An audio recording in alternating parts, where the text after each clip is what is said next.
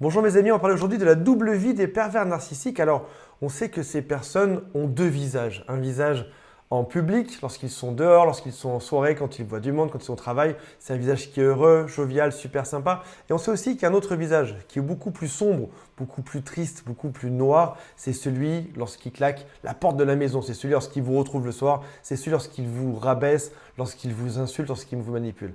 Mais ce qu'on sait un peu moins, c'est qu'ils peuvent aussi avoir donc deux visages, mais aussi deux vies amoureuses avec d'autres personnes, vous d'un côté et d'autres relations à côté. On va parler de ça aujourd'hui, mais avant de démarrer, si vous le souhaitez, abonnez-vous à la chaîne, cliquez sur je m'abonne, puis sur la cloche qui est juste à côté.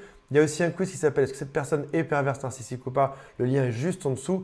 Et si jamais vous souhaitez parler de votre situation, il y a aussi un lien pour prendre rendez-vous avec mon équipe dès aujourd'hui.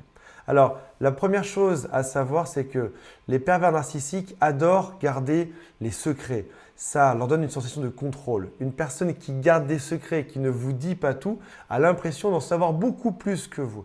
Et donc, ça veut dire qu'ils ont une espèce de malin plaisir à savoir des choses que vous-même ne savez pas. Donc, ça veut dire que par définition, un pervers narcissique est une personne qui va cacher des choses. Dites-moi en commentaire s'il y a des secrets que vous avez découverts, par exemple, après la relation amoureuse.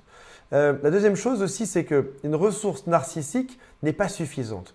On dit par exemple qu'un pervers narcissique, c'est un peu comme un vampire. Il a besoin d'aller sucer le sang des gens pour vivre et vous êtes pour lui une ressource narcissique. Vous devez l'admirer, vous devez lui faire des cadeaux, vous devez vous occuper de lui en permanence, vous devez vous montrer dévoué à cette personne. Vous êtes une ressource, un peu comme une voiture aurait besoin de carburant. Le problème, c'est que, imaginez que vous ayez une voiture et que sur Terre, il y ait une seule pompe à essence. Ce serait stressant, non? Et qu'en plus, elle se trouve en Russie, par exemple. Ce serait extrêmement stressant. Et donc, ça veut dire que vous aimeriez qu'il y en ait deux, trois, peut-être même à chaque croisement de rue pour pouvoir vous rassurer. Et bien là, c'est pareil.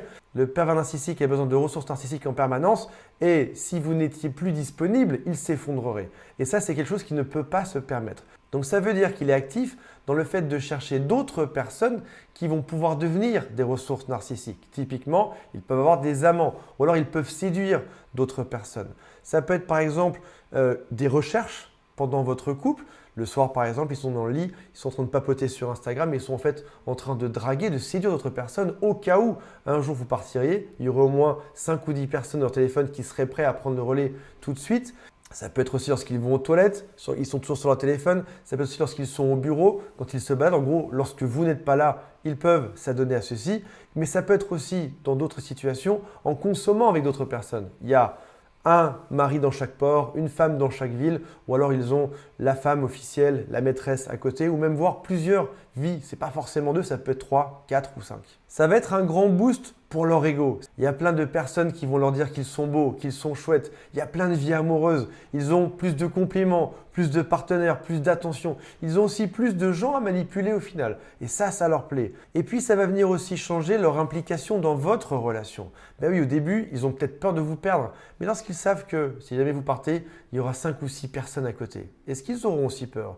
Donc, ça veut dire qu'ils ne risquent plus rien avec vous. Ça veut dire aussi qu'ils peuvent aller plus loin dans le fait, par exemple, de vous rabaisser, dans le fait de vous manipuler, dans le fait de pouvoir tout détruire. Ils n'ont plus rien à perdre vu qu'ils ont des filets de secours qui sont à côté. Ils ont 5 ou 6 personnes avec qui ils parlent régulièrement, par exemple sur Instagram ou sur les réseaux sociaux. Et du coup, comme ils n'ont plus rien à perdre, ils peuvent aussi avoir un malin plaisir à vous voir galérer pour vous être en train de sauver cette relation. Une autre motivation à aller voir ailleurs, c'est l'ennui. Ben oui, lorsque tu es complètement acquis, lorsque tu as complètement manipulé l'autre, il n'y a plus de jeu. Imagine, c'est toi devant un jeu vidéo, tu as fini le niveau et là, tu n'as plus rien à faire. Et c'est ça qu'ils ont fait. Ils t'ont manipulé, mais là, c'est bon, c'est gagné. Tu es très amoureux, tu ne bouges pas, tu es sage comme une image, tu leur donnerais tout déjà. Mais ça devient ennuyeux pour eux parce qu'on a des objectifs qui sont différents. Eux, leur objectif dans un couple, c'est de te manipuler, de te détruire. Mais c'est quelque chose qui peut être rapide finalement. En quelques mois ou en quelques années, tu peux y arriver. Nous, on a un objectif qui est différent. Nous, ce qu'on veut, c'est construire un couple. C'est maintenir une bonne ambiance. C'est créer quelque chose ensemble. Et ça peut être quelque chose qui se fait dans la durée. Ça peut être sur le temps de toute une vie quasiment. Donc, nous, on a un objectif qui est long et eux, ils ont un objectif qui est court. Le manipuler, le détruire. Et quand c'est fini, forcément, ils s'ennuient. Dans l'ordre des choses, si on devait faire un pourcentage, la chose la plus fréquente, c'est que ces personnes-là sont dans un couple officiel et vont séduire d'autres gens sans forcément passer à l'action.